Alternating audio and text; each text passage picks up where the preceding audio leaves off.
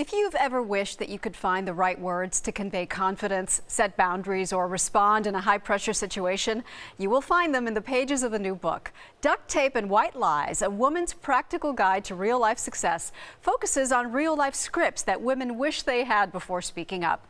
It was written by Emily Lampkin, who joins us now. Emily, how are you? Thanks for taking the time. Good morning, Maggie. Thanks for having me. So, Duct Tape and White Lies is a great title. Explain it. Thanks. This was always my answer when women asked me, how do you do it all, Emily? I wanted to dissuade everyone from thinking that my life was perfect. By the way, perfection is miserable and unattainable. We live our life in the messy middle, but that doesn't mean you can't still have what you want. It helps when we literally have a script that we can kind of brush up on for difficult conversations that may come up. Why was that important to you to include in the book? When I talk to women across the country and around the globe, they want something, but their question was always, but I don't even know where to start. What do I do? That's why it was critical to me to write a step-by-step, very practical guide.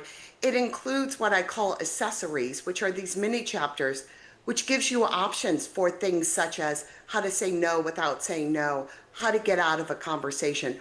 All of these situations we find ourselves in. All right, so let's go through some examples if you don't mind. It's so important to know how to set boundaries without sounding harsh, kind of in a diplomatic way, but clear and confidently. How do we do that? Well, first I've got a secret to say. Women and men, our brains are wired differently. So what sounds harsh to us doesn't sound as harsh to them. So how we communicate with men and women needs to be a little bit different.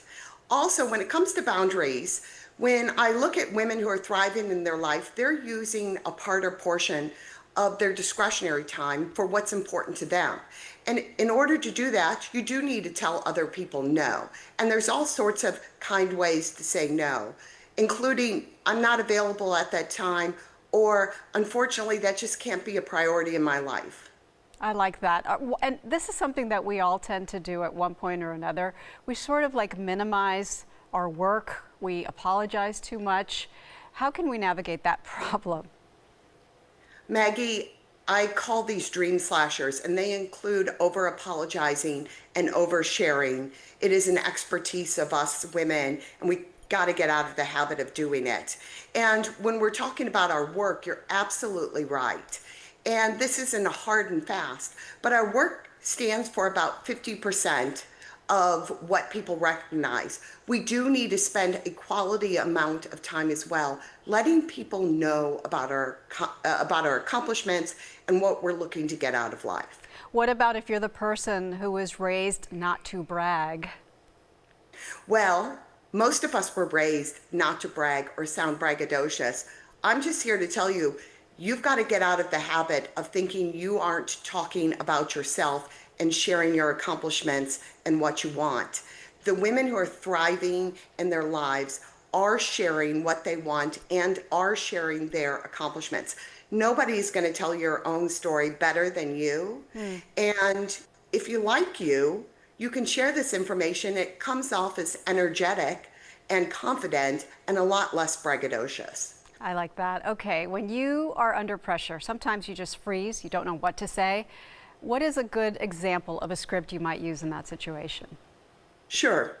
First of all, I have worked in Washington, D.C. my whole career, so everything is under pressure. I get that. And one of the scripts that I recommend is having a selling you pitch, where ahead of time, you've already decided how you're going to sell yourself. And we are great storytellers.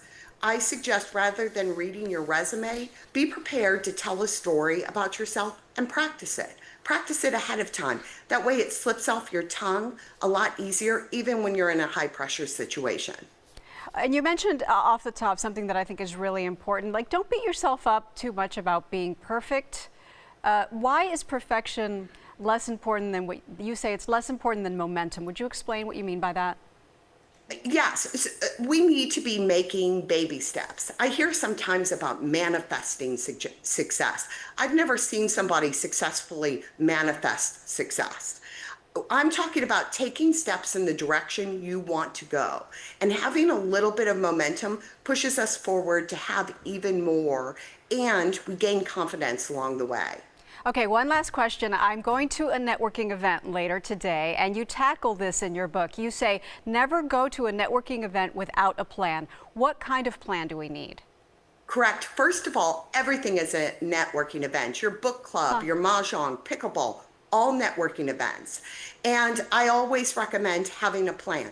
It could be as simple as I'm going to meet 3 new people and thank the host so they invite me again.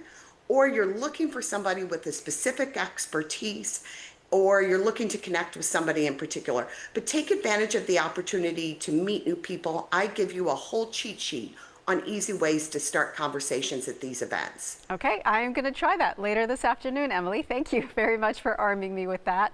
Duct Tape and White Lies is out now, so be sure to pick it up. Coming up, an update on shark activity.